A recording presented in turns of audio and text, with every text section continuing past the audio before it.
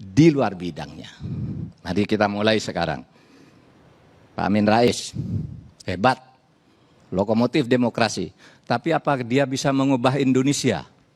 Selama dia menjadi ketua lembaga tertinggi negara, tidak berubah, korupsi masih banyak, krona-krone masih banyak. Padahal ketua MPR-nya waktu itu lembaga tertingginya Amin Rais. Katanya banyak komunis, Pak Gatot pernah jadi panglima. Mana komunisnya tidak ditangkap? Mau sekarang bicara komunis. Saudara, banyak orang mengatakan, wah pemerintah sekarang ini tidak beres. Tidak mengerti Pancasila. Gimana tuh? Sudah punya Pancasila, sudah punya undang-undang dasar, kok tidak pemerintah sekarang tidak konsisten. Saya katakan tidak ada satu pemerintah pun di Indonesia itu yang tidak dituduh tidak mengerti Pancasila. Bung Karno itu jatuh karena dituduh tidak ngerti Pancasila, padahal beliau yang ngerti Pancasila. Iya kan? Katanya Bung Karno tuh, wah itu komunis. Nah suatu saat Bung Karno dituduh juga liberalis ketika membuat undang-undang agraria kan. Kalau komunis mestinya orang tidak boleh punya tanah pribadi. Tapi hukum agraria kita mengatakan boleh dengan batas sekian. Nah Bung Karno itu liberalis atau komunis kan gitu. Akhirnya dia dianggap dekat komunis, jatuh juga dianggap melanggar Pancasila. Bung Karno lah ini. Sudah itu katanya Pak Harto bagus, jatuh karena dituduh melanggar Pancasila. Iya kan? Mana ada coba? Tidak ada. Habibie, wah ini hebat katanya. Pak Habibie di demo selama pemerintahnya, lalu dituduh juga tidak mengamankan Indonesia karena melepas Timur-Timur. Dibilang anti NKRI, merusak NKRI, merusak Pancasila. Gus Dur sama, habis dia di demo sama perintahnya, katanya ini tidak bisa melaksanakan Pancasila, jatuh dia. Mbak Mega dituduh, wah ini jual aset negara bertentangan dengan Pancasila, bertentangan undang-undang dasar, di demo sepanjang pemerintahnya, sama.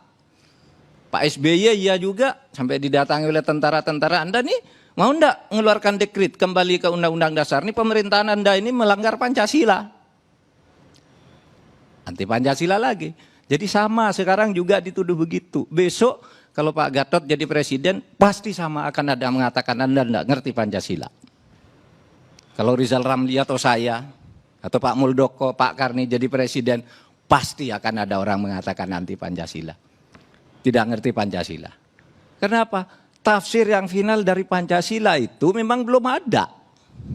Tidak ada yang ngerti. Bahkan yang dikatakan ekonomi koperasi, sampai Bung Hatta wafat tahun 45, tidak ada konsepnya. Ditanyakan ke Bung Hatta, kayak apa sih koperasi? Bukan kayak gitu, lalu kayak apa? Setiap orang memberi tafsir sendiri, merasa inilah Pancasila. Nah, apakah ini jelek? Tidak. Yang penting Pancasila itu sebagai ideologi, ideal gitu ya. Ideal itu ya. Oleh sebab itu ya sudah, kalau saya sih menafsirkannya Pancasila itu tafsirnya yang final tidak ada. Pancasila itu konsep prismatik. Yang bagus dari sini masuk, yang bagus dari sini masuk, kapitalisme oke, yang bagus. Individualisme bagus karena menganggap manusia itu lahir bebas. Komunisme bagus karena menganggap manusia lahir sama, ketemu di tengah menjadi prisma dia. Oleh sebab itu kebijakan setiap pemerintah tergantung pada kebutuhan saat itu. Bung Karno katakan yang Pancasila yang benar ini. Ternyata salah kata orang, jatuh dia. Pak Harto belok sebaliknya, jatuh juga. Gitu. Nah oleh sebab itu menurut saya persoalan yang seperti itu, kalau saya yang dari risau, orang pasti ada yang kritik. Siapa coba yang nggak pernah, yang dianggap benar di negara ini? Apakah ada 75 tahun merdeka, apakah ada pemerintah yang dianggap benar dan dianggap sudah melaksanakan Pancasila dan konstitusi? Itu kan tidak ada. Tidak ada kan? Tidak ada. Apakah itu presiden, apa wakil presiden, apakah menteri? Siapapun besok yang jadi presiden, jadi menteri akan dibegitukan lagi. Tapi tidak apa-apa. Itu demokrasi. Siapapun besok jadi presiden akan sama. Ini sejarah selalu berulang begitu. Nah oleh sebab itu saya katakan, saya sama sekali tidak pernah tertarik untuk misalnya mengatakan, wah kami itu oposisi. Kami yang dipimpin negara itu, baik saya enggak, bukan apa-apa dia. Saya ingin tahu apa yang baru dari kami itu yang dikritik. soal oligarki, itu kritik kita dulu kepada Pak Gatot juga ketika jadi Panglima. Sama kan? Anda dari pemerintahan kok pemerintahannya oligarkis. Gitu. Korupsi, kritik kita juga dulu. Korupsi banyak, gitu. Pro komunis, juga dulu ada begitu. Anda liberal, juga dulu begitu. Semua kritik tuh sudah ada. Sehingga saya tidak merasa, wah ini ada pikiran baru dari kelompok ini. Tidak ada. Saya ingin tahu apa yang baru dari yang sudah-sudah. Kritik kayak gini ini tadi kan tidak baru semua. Mesti pemerintah pada posisi yang salah. Dan itu memang pemerintah harus begitu kan. Saya ketika di luar, ya harus begitu dong. Sesudah jadi pemerintah, mari siap dikritik. Gitu aja.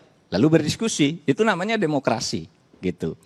Nah, oleh sebab itu, saudara, saya ingin katakan, bukan hanya orang dikritik, bahkan orang juga sesudah memimpin itu meskipun ideal sebelum memimpin. Sesudah memimpin dapat dikatakan tidak bisa berbuat apa-apa di luar bidangnya. Mari kita mulai sekarang. Pak Amin Rais, hebat, lokomotif demokrasi.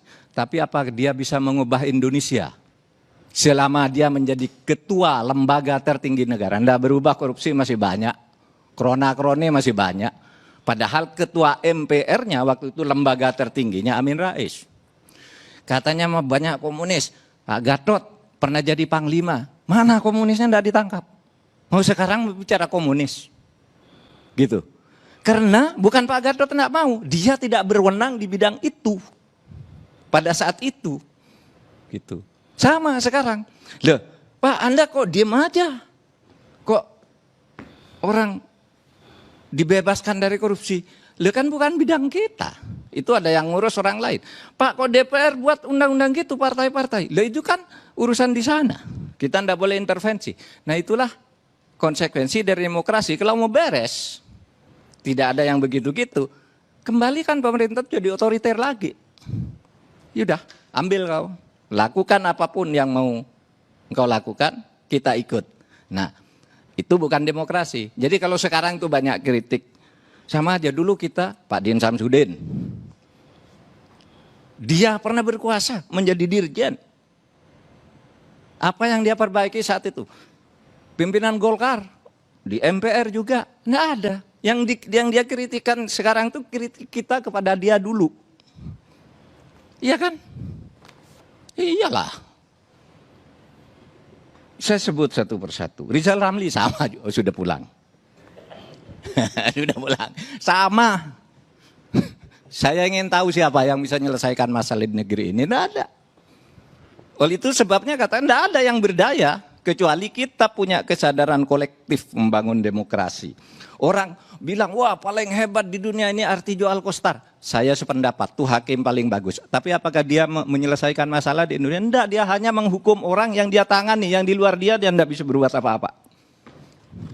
Karena demokrasi itu menghendaki distribusi kekuasaan di mana kita tidak boleh mencampuri. Itulah demokrasi. Makanya tidak bisa semua orang lalu bisa semuanya. Itu konsep otokrasi, bukan demokrasi. Kalau mengharap itu baik semua. Nah, saudara.